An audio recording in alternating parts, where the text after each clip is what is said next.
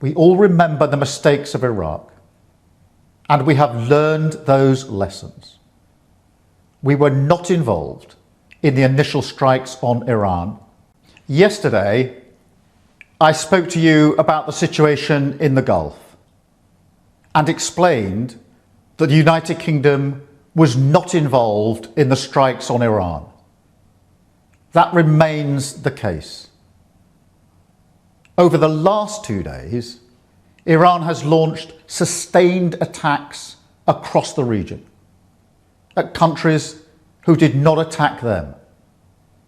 They've hit airports and hotels where British citizens are staying.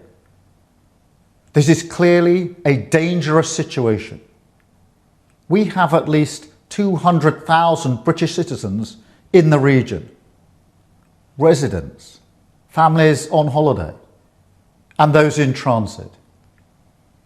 I ask all our people in the region to please register your presence and follow Foreign Office travel advice.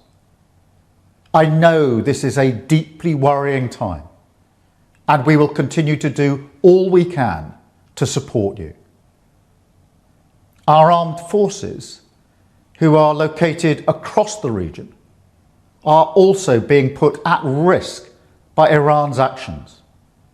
Yesterday, Iran hit a military base in Bahrain, narrowly missing British personnel. The death of the supreme leader will not stop Iran from launching these strikes. Their approach is becoming even more reckless and more dangerous to civilians.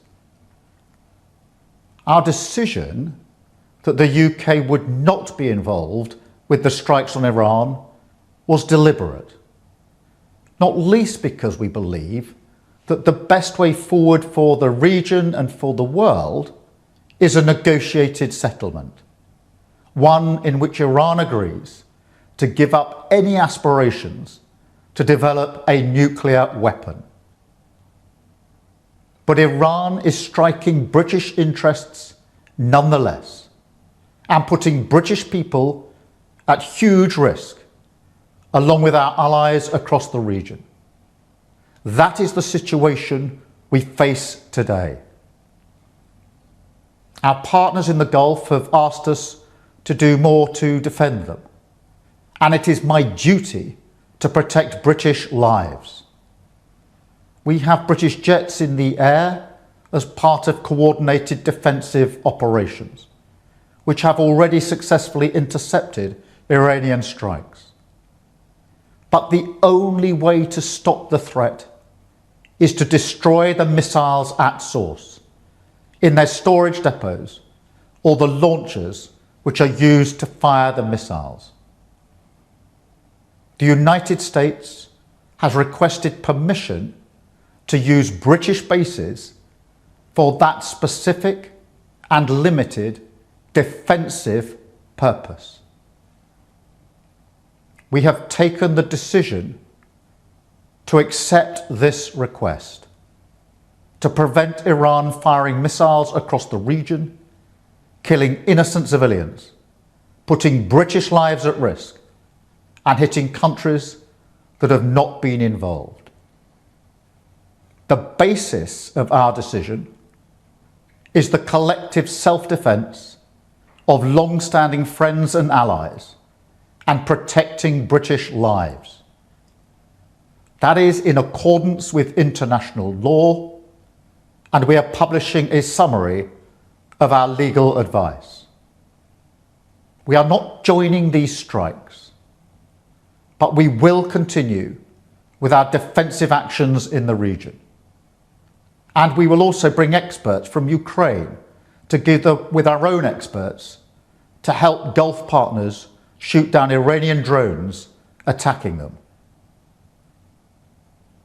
I want to be very clear. We all remember the mistakes of Iraq, and we have learned those lessons. We were not involved in the initial strikes on Iran, and we will not join offensive action now. But Iran is pursuing a scorched earth strategy, So we are supporting the collective self-defence of our allies and our people in the region, because that is our duty to the British people.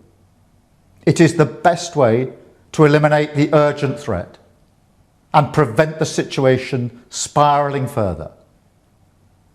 This is the British government protecting British interests and British lives.